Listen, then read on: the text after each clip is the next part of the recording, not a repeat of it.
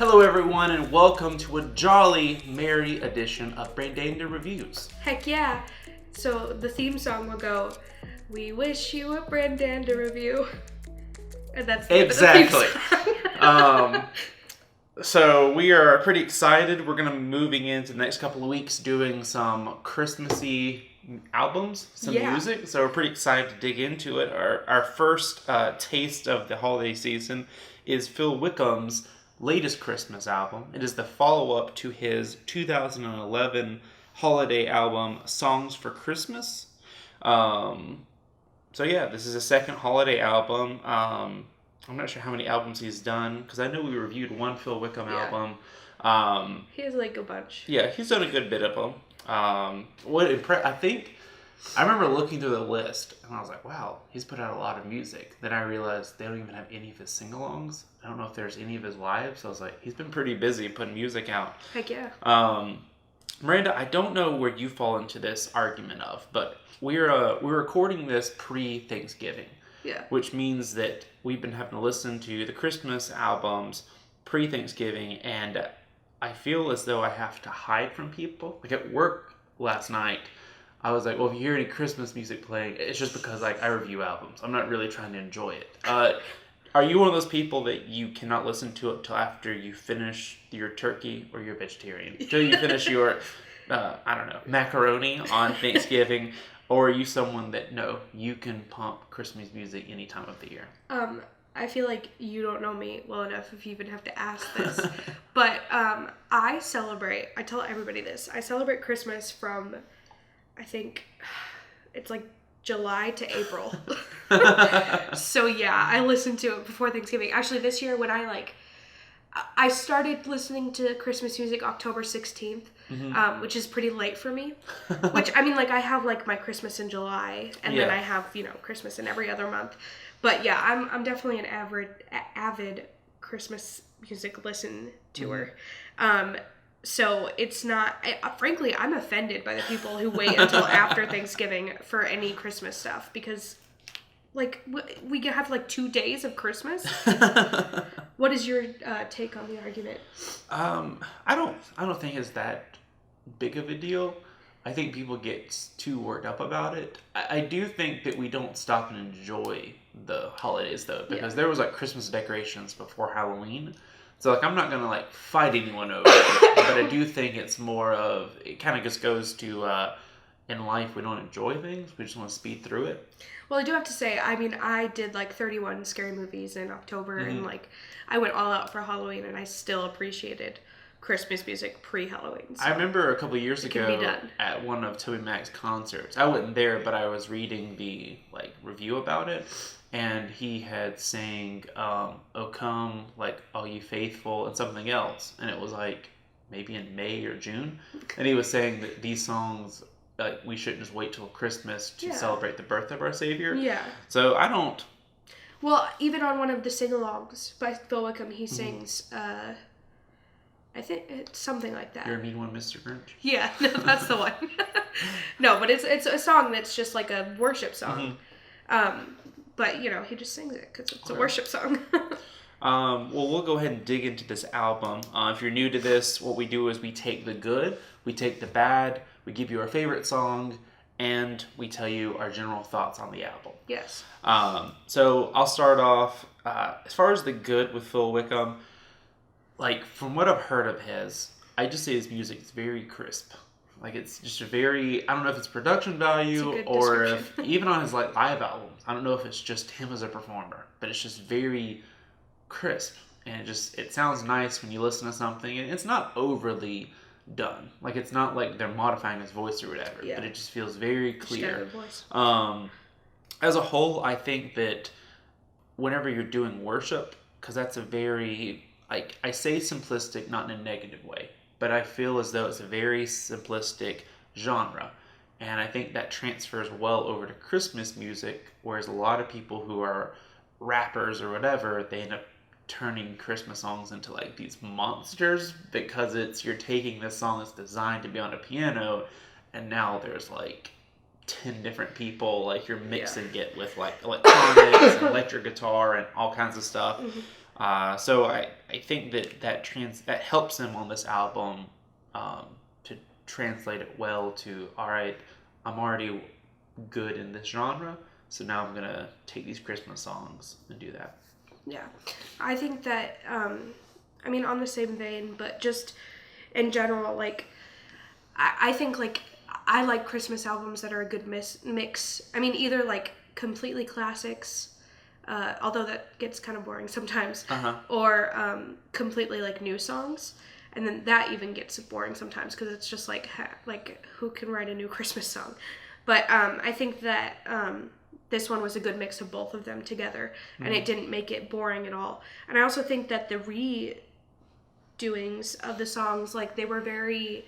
Usually when somebody redoes a song, I don't know why, but I think of Justin Bieber's Christmas album a lot. I feel like when he did it, it kind of was a little bit like, oh, you know, you're just trying to redo the song. But I feel like the way that he redid it was very organic, and it wasn't like he was taking a song that you already knew and he was kind of changing the melody a little bit. Like I think he kept some of the melodies and changed some of them to make it like a lot, I don't know. I just think it was a lot better than I thought it would be, like going into it knowing a bunch of Christmas music. So I really appreciated that.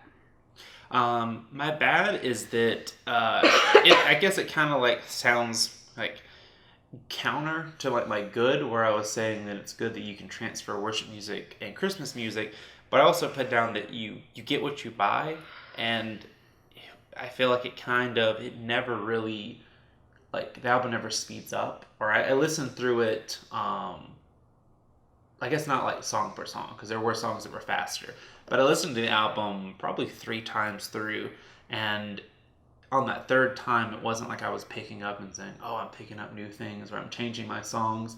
It kind of was just what it was, and I don't think that's necessarily like a bad thing for everyone. It just kind of, because I always have that disclaimer of I'm not a worship like leader, or I'm not a worship fan. So from the outside looking in, it never really like gets going for me, or like even the additions, I'm like, okay, the songs that he did change, it's the same way when someone just takes a hymn and changes it, where it's just you add like a little more like music to it, or a couple of more like lyrics to it. So I guess from like the bad, it's more of just not being a fan of worship. I didn't immerse myself in this album. Like I didn't start playing it and think I need to put this on repeat. Yeah. So yeah, I mean, I think that with like classics and stuff, it's something that you want to put on repeat. So maybe it just didn't click with you, click with me. But no, I mean, I think that I liked most of the album, and I just like Phil Wickham. Phil Wickham, give me a call. I love you. He's married. It's fine. I just very much enjoy his voice, and like usually enjoy everything that he does, because I think that he's like a pioneer in just being a chill dude. Like he's not like trying anything crazy, and he's not making any storms. He's just doing what he does. But I will have to say, like, Angels We Have Heard on High, that's like, I mean, I think the chorus is like very worshipful, and like I appreciate how he like changed the chorus and stuff, but also it's like praising. It's not like a little ballad to God. It's like literally Gloria. Like it's praising God for being glorious, and it was kind of just like, you know, I didn't think that it properly reflected what the content was, and it seemed like it was kind of just putting it to a different melody, and that is like the only purpose of it. And so that's the only thing that I was really like about the album. But I mean, it's still, that song is still good. I just wouldn't use that version for like a worship service. Yeah. My favorite song was What Child Is This? I really enjoy that song, and I love getting like different takes on it. But that's a song that a lot of times stands out with, it's easy to really do it like any way. But that one just stood out to me enjoying it, because I thought I really liked the music. I loved how his voice met with that one, and also just that song. Like I love it. That's interesting. I really liked Joy to the World. Joy to the World, yeah. Mm-hmm. Joyful. Yep. Yeah, I enjoyed that. I liked the end part, and I think that like the changes were cool and weren't like you could still tell that was the song, but also that it wasn't, like I said, like they weren't trying too hard to redo it. And I also liked This Year for Christmas because I can't pick just one. And I just like his voice, man. And This Year for Christmas, he was singing. Final thoughts. I think that if you love like worship music, or if you love Phil Wickham, you're gonna love the album. Even last night, I asked our friend Ashley, Calabar. Yeah, I was gonna say her name, but I was like, even if I say it, I always get it. I always pronounce it a different way. I was talking to her about Christmas music, and she actually was praising this one, saying, "Man, this is a good album." And so I was pretty excited to listen to it afterwards. So I think that just goes to show you that if you're a fan of his work, if you're a fan of worship, then you're really going to enjoy this album. And even if, like, for me, I'm not the biggest worship fan, I'm not the biggest fan of Christmas music. If you know me, like, you know that. But even this album, like, I didn't hate it. Like, I enjoyed it. I didn't find myself thinking, no, let me just skip through and make up everything about it. It's saying a lot. I guess. It's a very important stamp of approval for an album. Yeah, I mean, I love Phil Wickham. And I also love everything that he makes. And I think that it was good, like a good staple in Christmas music that like wasn't trying too hard, and it also wasn't too boring. So I appreciated it, and it's going in my Christmas playlist. All right, well, there you go. Viewers at home, you can let us know, did we get it right? Did we get it wrong? Am I a bad guy for not enjoying Christmas music? Yes. Is Miranda a psycho for listening to Christmas music up until April? Yeah. Let us know in the comments. I take a break in May and June. Let us know what you thought about this, what you think about the album. If you have anything you think we should review, if you're Phil Wickham and you want to say hi, please say hi. There you go, too. If you're Phil Wickham, Reliant K, or House of Heroes, just let Miranda know. Drop a hi in the comments right there. And make sure that you like this video, that you subscribe to this channel, this wonderful channel that is Tink Media Network. Subscribe button. Yes. And have a very Merry Christmas. I don't have a hand gesture for that. Farewell.